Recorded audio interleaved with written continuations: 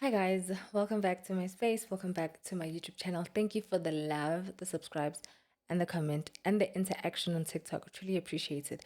So, as always, as per usual, I'm not alone. I'm with this lovely companion of mine, my teddy bear. So someone in the comments asked me, Uti Ubizwaban, what's his name? And it's Bobby, as you would say, Bobby. It's Bobby. Okay, so I still have my journal. I don't have much. I don't even have notes. So I'm going to put this away. I finished Paulo's 11 minutes. That man knows what he's doing. And now, on to my next read. It's still by Paulo Coelho. And the name of this one is The Winner Stands Alone. I've recently just started, but because it's a new month, it's a new week. I love being in good vibes. I'm thinking of starting afresh. This book, I hadn't gone too far. Village. So that's good. So today what I wanted to talk about is um if the younger version of me was to meet me today, right? And to say the least, I know that girl deserves a hug. So, for the sake of of this episode and for the context that I already had in mind, I want to instead say if I were to be given a chance to sit and have a conversation with the younger version of myself, one thing I would do, I would give that girl a hug. I would acknowledge her. I would acknowledge her resilience. I would acknowledge her strength. I would acknowledge her persistence that even when everything seemed to be against her, that girl fought. You know, she was the one that went through the depression. She was the one that suffered the loss of my mom, of her mom. She was the one that had to deal with very unfortunate and unfavorable circumstances, either in family dynamics. And she's the one that had to just take it up on her chin and push, like, keep on pushing, push on keeping, keep on pushing as if it really wasn't breaking her. But up until she got to a point where she was really broken and she couldn't take it anymore. And fair, valid, that's very justified. It was a lot going on for that young girl. So if I were to meet her, definitely the first thing I would do is give her a hug. I would express the gratitude and the appreciation I have. Like, I have such adoration for the younger version of myself, and the younger being anything from maybe, let's say, 13, when things started registering for what they were, when I started, recalling things for what they truly were. So that girl truly took it up. You get what I mean? And I remember actually having a conversation, just thinking about it. I would say having a conversation because sometimes I just speak and answer, respond to myself. But I was thinking about it, just how the older version of me has it easy, right? The older version of me definitely has it easy, but that young girl who had no one to speak to, that young girl who needed me, I feel like I am the adult that I would have loved to have at the times when I was struggling with depression, at the times when I was grappling grief and I had no one to speak to. I am that person right now that I needed. And I love how I can tap back into those moments and just allow myself the grace to feel what that girl missed out on feeling. If it's sadness and she didn't have a language for it, right now I'm able to point back and associate it with the moment, with the trigger, with a situation, and just tell myself that in that moment, this is what you were feeling, and it's justified because you had lost this or you had lost that and you had gone through this and that.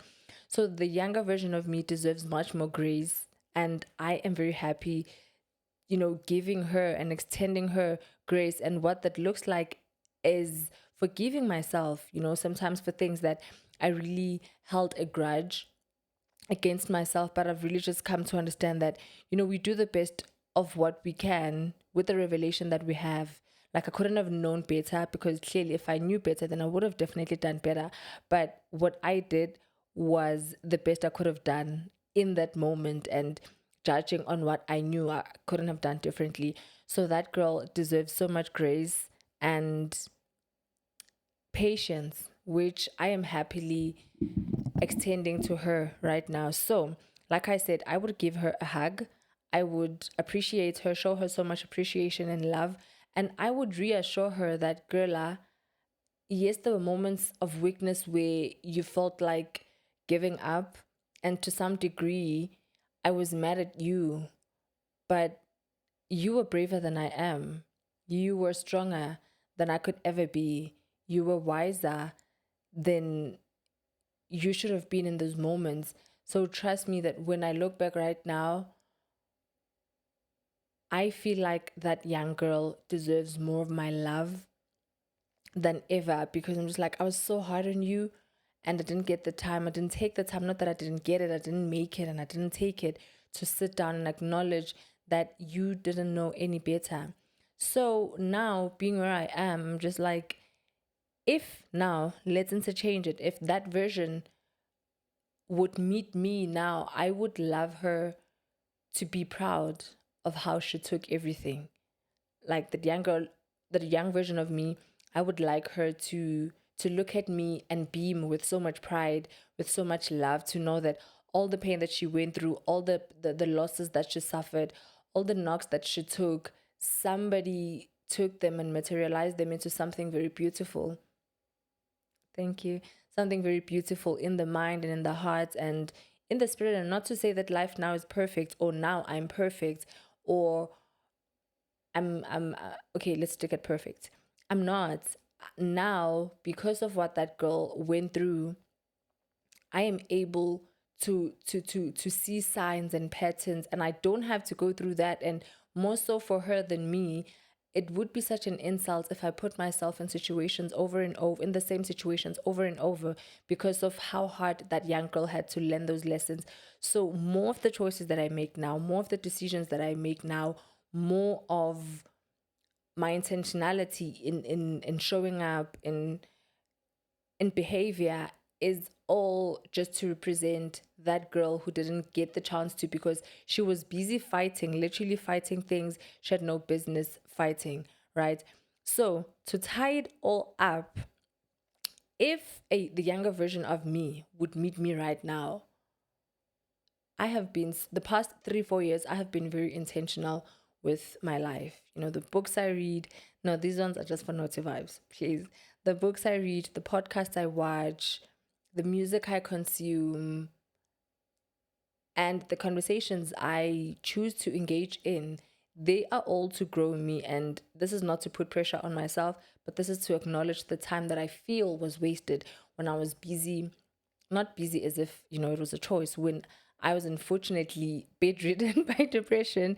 So now I'm making up for lost times, and I'm not putting pressure on myself, but I am making up for lost times in the sense of advancing my mind, my vocabulary, my speech, my engagement and interaction with people. And it is all for that young girl, so that if someone asks me again in the next couple of years, we see that young girl, if you had to look at her right now, I want to be so certain that she's proud of me, because of the choices that I continuously make, because of the decision and the people that I associate myself with. I just want to be surrounded by greatness and goodness. And I have been intentional in doing that consciously. So all for that girl to look at me and be like, thank you that it was for something. Thank you that the tears were for something. The heartbreaks were for something. The lying in bed and in a dark room for hours on end, it was for something. Being depressed, not showering, no eating for a week straight, it was all for something, that someone took it and made something so beautiful out of it. It didn't all go to waste, because really it would be so unfortunate, you know, if I amounted to nothing after all the pain that I went through. Truly believe that because of that pain, by virtue of going through that pain, the loss, the grief, the depression, and all of that, I deserve, even if I do say so myself, and I even say this in prayer, that I deserve good things, you know. And right now, my deepest prayer is just like, God, please show me how good it can get, because I've lived in the worst days, and I'm just like, I've had my fair share. I've had my fair share. I've experienced my portion of the worst. I'm ready now, open to experiencing greatness, open to receiving greatness also. And that's what I wish for you as well. So that's it. I'd like to park it. And from myself to the younger version of me, I'd like to say, girl, you did good. We wouldn't be here if you hadn't gone through half the things you went through and if you didn't take it the way that you took it.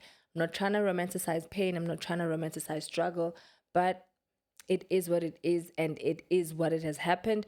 But you took it and you took it like a boss. And I pet you. Do you hear me? I've hit you. You're a real one.